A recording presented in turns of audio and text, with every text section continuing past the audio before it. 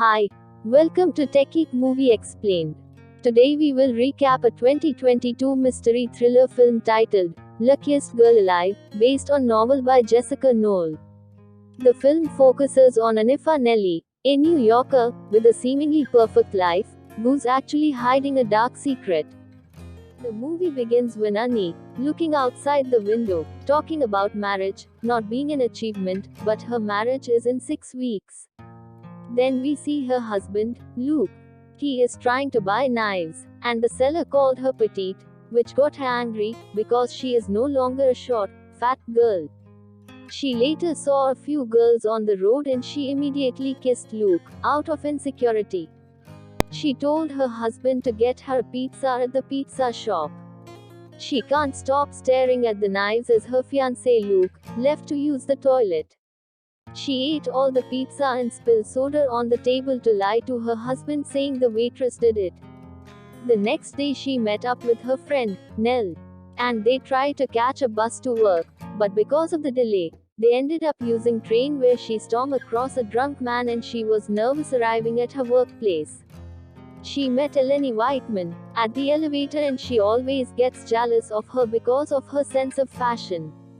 She later meets her boss and they discuss about the topic about the New Times magazine they try to get. While the boss accepted the article title, she agrees to put her name on the article when she gets to her office. She met Aaron Wickersham, an independent filmmaker, and he questioned why she never wrote about the survival story of her deadliest private school shooting that's happened years ago, as he assured her safety.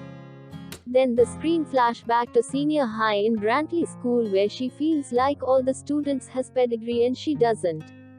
She quickly meet up with the author, Dean Anliam, which later turned out to be her boyfriend. After school there was a party and the kids used their parents' name to stay out of trouble. Cut to the present day. After work, Luke told her to write about any article she wants, and he later gave a news about them moving to London, which she said she would think about it. 5 weeks to her wedding, she met her friend and expressed her risk to expose Dean, one of the guy in her school, but she's still thinking about it. She went on Facebook and saw Hannah Rose, Arthur's aunt, commented on her Facebook, calling her a slut. She quickly deleted the post. Then her boss told her they got the New York Times job. Happily, she met Luke at the bar with his friend Whitley, which happened to be her school teacher's wife, Mr. Larson, and she was ashamed. On the way back home, she got into an argument with Luke about the new job offer in New York and going to London. In rage, her husband got out of the car. Then the scene cuts to her younger self when Dean and his friends Liam and Peyton raped her because she was drunk, and she lost her virginity. She ran to the gas station where she met Mr. Larson, and he helped her. On the present scene, Luke took her for family gathering. She is not comfortable about their discussion and she insulted Luke's mom. Then her mom met her and complained about her trying to ruin her wedding. She apologized to her and at night she also apologized to Luke, but still nervous and stopped him when he tried to make out. Back to her younger self. On her way to school, she told Liam she thinks she was raped and was immediately interrupted with her friends. Then she met with Mr. Lawson. He told her that he reported the event to the headmaster and they were discussing about the events. She said no. When Mr. Lawson tried to contact her mom, she went back to meet Arthur and Ben, upon which her friends discuss about their hatred for Dean, because he humiliated Ben by taking a poop on him 2 summers ago. Arthur convinced her to report the event, and the next day, Arthur fight Dean in school and ended up hitting the teacher that tried to calm the situation. Back to the present, she finally got the interview with Aaron in media, where she explained what's happened. She narrated that after the explosion in the school, the killer Ben entered their room and killed Peyton, and spared her. She also knew Ben was a victim. As they were running, Liam was shot and they were caught up with Arthur. Another scene, Arthur gave her the gun to shoot Dean, and she hesitated and Arthur collected the gun and shoots Dean. She took the advantage and stabbed Arthur with the knife she picked up, and Arthur dies in her hand, wondering why she did it to the wrong person. Though Dean survived, but he had to use wheelchair for the rest of his life. At the day of the kid's funeral, she went with her mom. Before she got there, Dean had already reported different story about the events. He said she slept with him and his best friends, and she helped her friends plan massacre, and people believed him because he can't walk again.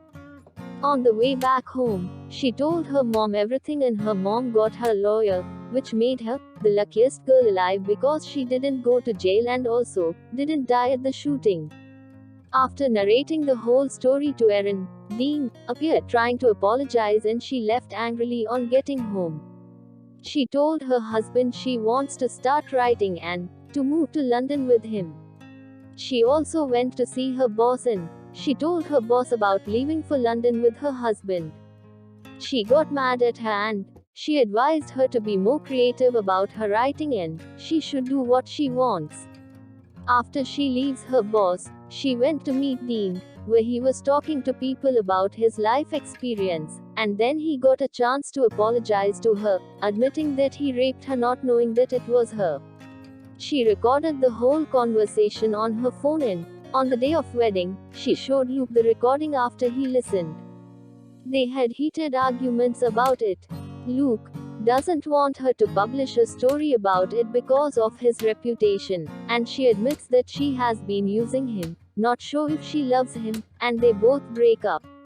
She later got the job she wanted at New York Magazine and published her story titled, I Was a Victim Too. The story quickly started trending and she got positive response about her magazine. People comment about their experience, making her one of the most trending and celebrated columnists of all time. That is the end of the video. Hit the like button to make sure that the video maintains its reach. As usual, I will not ask you to subscribe as I only want people who like my content as subscribers. Drop a comment on what movie I should recap next. Thank you for watching. See you again next time.